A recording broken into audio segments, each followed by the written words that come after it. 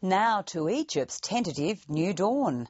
After 18 days of pro-democracy demonstrations, President Hosni Mubarak's 30-year regime is over, leaving the military in charge.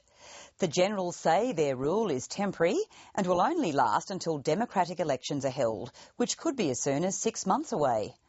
But with civil rights groups claiming scores of protesters have been detained by the army and some are being tortured, the question now is whether the military will keep their word.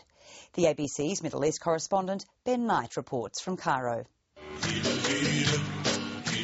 The most important thing to know about the Egyptian army is that apart from being the biggest military force in the Middle East, it's also Egypt's biggest and richest business conglomerate.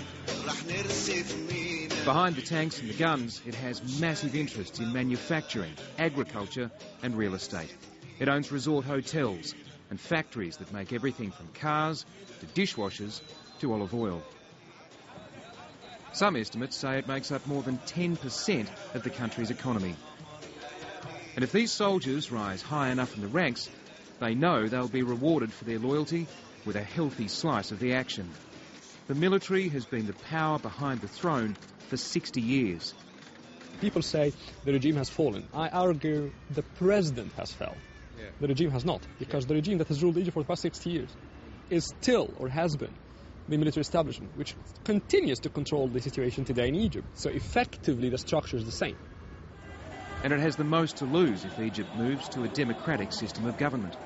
So why is it that the Egyptian people are so prepared to let the army take over their revolution? And why do they trust them to keep their promises? Well, not everyone does. The people lost some confidence in the army, especially since Wednesday and Thursday when the lynch mob, basically the doors were open for the lynch mob to come and attack the people here in Tahrir. And they continued supporting the president until now. Mohammed Siraj was helping his fellow protesters clean up Tahrir Square on the weekend, but unlike most of them, he's not planning on leaving just yet. So we want to see the process beginning, so that we have tranquility in our hearts, that we can leave the Maidan. Everyone knows that if anything goes wrong, or if they try to do any snake work, we're going to come right back. It's hard to overstate just how popular the army is in Egypt. Most importantly, it's never turned its guns on the people. And in the Middle East, that's a proud claim to make.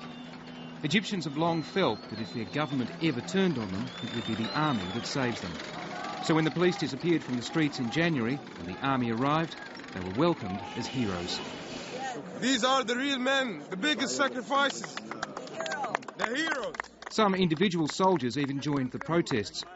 But the beginning of the end for Hosni Mubarak was when the army commanders publicly supported the people's demands and promised not to fire on them. Now it's over. And long-time democracy activists like Hisham Kassem still can't quite believe it's happened. I'm still absorbing it. I still am. I choke sometimes when I think about it. Yeah, amazing. I've always worked hard for this, but today, for the first time in my life, I'm proud to be Egyptian. I really am. I love the way we did it. Peaceful. Hisham Kassem was the publisher of Egypt's largest daily newspaper until 2006. But for 20 years, he's been one of the few vocal opponents of the Mubarak regime. So, does he trust the army to keep its word? I do, yes. The only other option is bloodshed. If the military try and stay in power, you know, as a de facto governing council. My forecast or my analysis, definitely not. It's too much. It's not something anybody can handle. See? It just won't pass by. Egypt has changed after January 25. But the army's leadership has not. Field Marshal Mohammed Hussein Tantawi is 80 years old, and as head of the army, he also chairs the military council that will now rule Egypt until it holds democratic elections. Again, he seems an unlikely choice.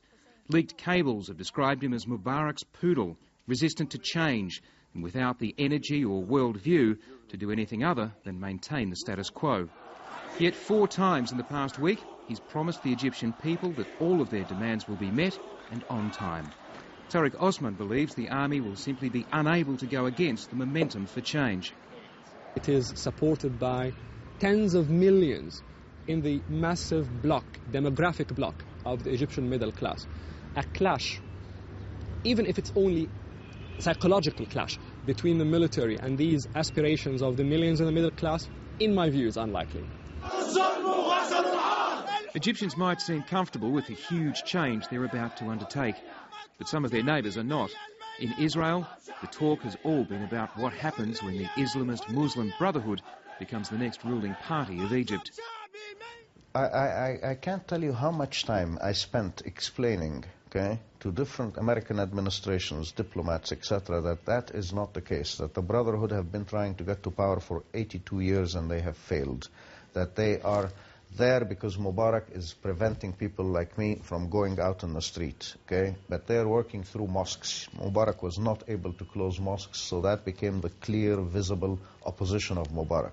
And he says Israel can stop worrying that its peace treaty with Egypt is about to be torn up.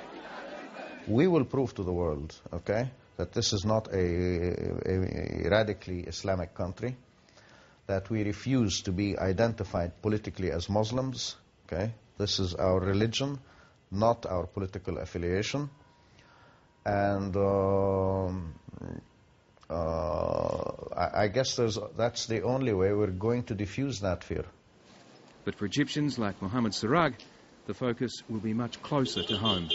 And so we want to make sure that that corruption is not going to seep back in and destroy what we've done so far. So we want to maintain our strength and momentum to make sure that nothing will seep through the cracks. Ben Knight with that report from Cairo.